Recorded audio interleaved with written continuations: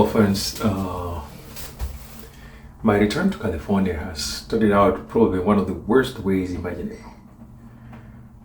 I'm heading to a funeral this morning. A good friend of mine that I've known for years just passed on. This is somebody I've known pretty much my entire life in California. A really good community pillar who, when I left, had been unwell. And I planned to come and visit with him as soon as I landed. Unfortunately, I missed him by one day. So, funerals and loss of life are just reality of whatever he has to live with. It just gets 10 times more complicated when they happen in diaspora, especially for us immigrants.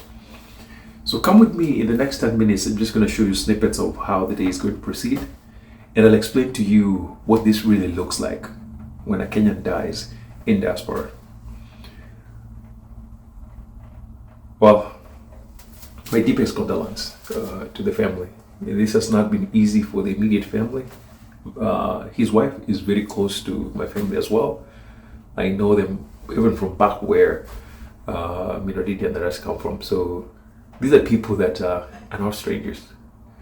Personally, I've experienced losses, and I can only imagine what it's like to go through this at her level.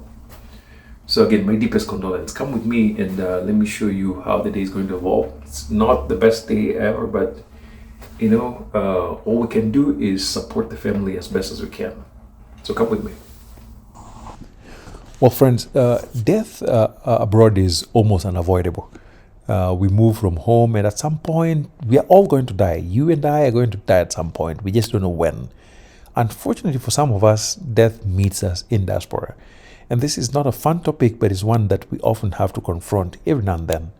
So in this video, I'm going to walk you through the process so I can explain to you what happens within the Kenyan community when we lose one of our members.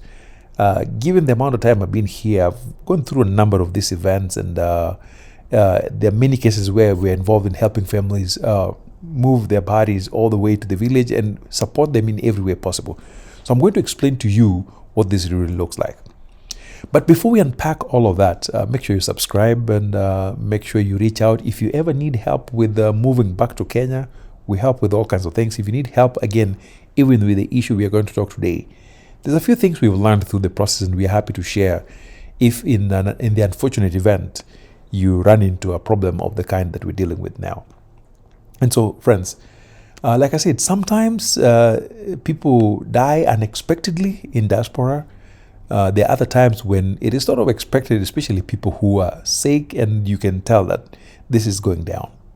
I've also seen cases where Kenyans are victims, or Africans are victims of crime. And when death happens under those circumstances, it's a whole different ballgame. Because it's not just a matter of, hey, let's support the family and take the body home. It's a whole different ballgame that we can discuss in a different video.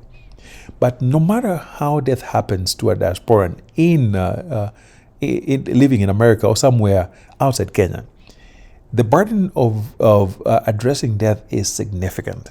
And the size of that burden will wildly vary depending on, number one, if that person really was connected with the Kenyan community. Then number two, it also depends on whether this person had insurance to cover final expenses, or whether this individual was connected with some kind of benevolent group. There are many, many groups out there for Africans of all kinds of places. And people, whether it's an ethnic-based group or it's a country-based group, there are many, many groups that support members when something happens. So the extent to which a person is connected with all these three will determine whether this individual will have their body cremated and disposed of, buried abroad, or taken home. Because I've seen people who are not connected, have no insurance, and don't have any benevolent group connections. When they die, oftentimes the county or government agency simply dispose of their bodies because they have no family members, nobody available to support, and somehow the body has to be disposed. That happens. So worst case scenario, you are not connected to the African community, you don't have insurance, and no benevolent funds. So you really don't want to find yourself in that spot. But unfortunately, that happens. So The majority of people I know wish to be taken back home when they pass on. Of course, not everybody. A lot of people, when they die, they couldn't care less. Because I mean, when you're dead, you're dead. But many, many Kenyans, or many Africans I know, would like to have their bodies reconnected with their ancestors. And so I'm going to explain to you how we went through this process and what that takes. Now, I've also been part of what I would call unusual type of experiences, which for me was mostly burial at sea and cremation. And I've also seen one other event where a Kenyan donated his body to science here in California. He passed on, and within a few hours, his body was donated to, I think, to medical school. Africans rarely do that, but apparently it happens. So if in the unfortunate event somebody passes, especially in the hospital like my friend here, then typically you have to coordinate with the hospital to move the body to a mortuary, because unlike Kenya, hospitals here don't do the mortuary business. The mortuary they have in the hospital is only temporary. And so you have to move the body to another mortuary. And then at some point you start organizing family support, whether you're talking about emotional, financial, and then the logistics part come in. And this is the behind the scenes work that many people may not know if you're not intimately involved, where we're talking to embassies, you're coordinating with both the mortuary in America and the receiving mortuary in Kenya.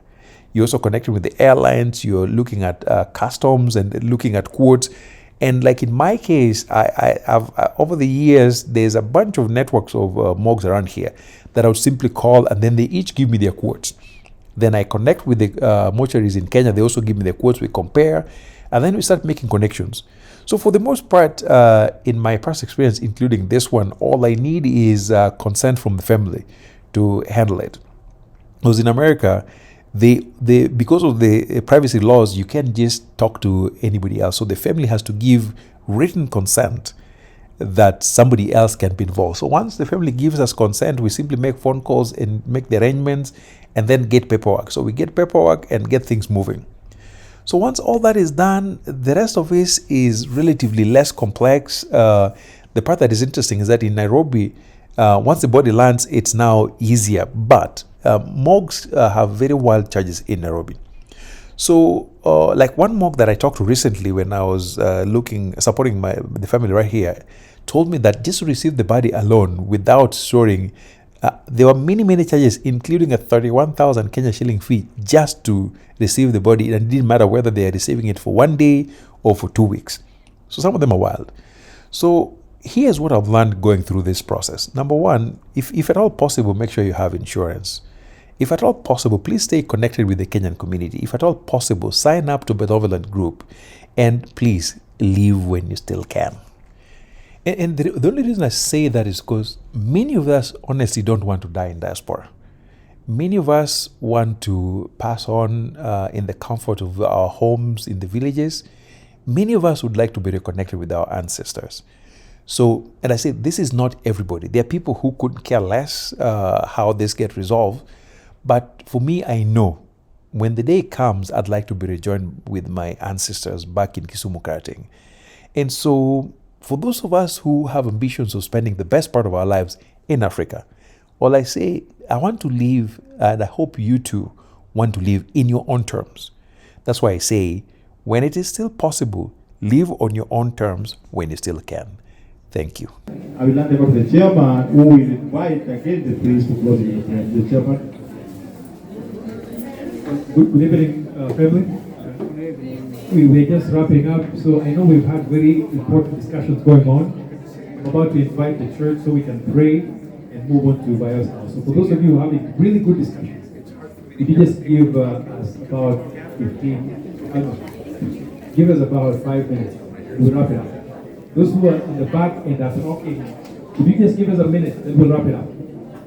Thank you again. Now, as you've heard from the podium, so many folks have supported this process. I'm unable to list and name every single person. People have brought food, people have visited with bio, people have contributed money, their time, so much has happened.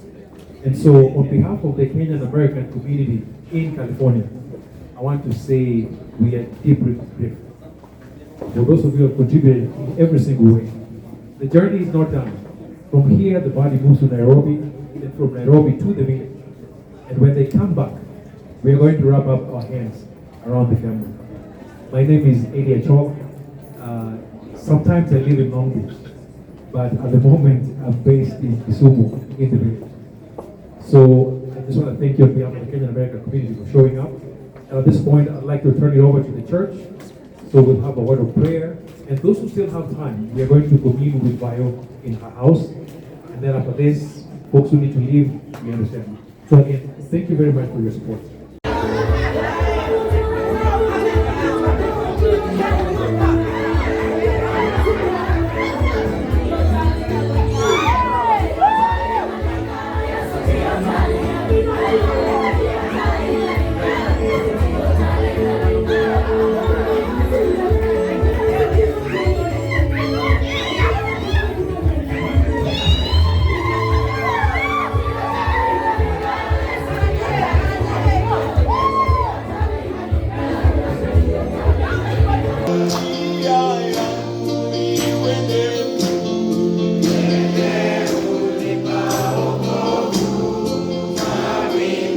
Aquí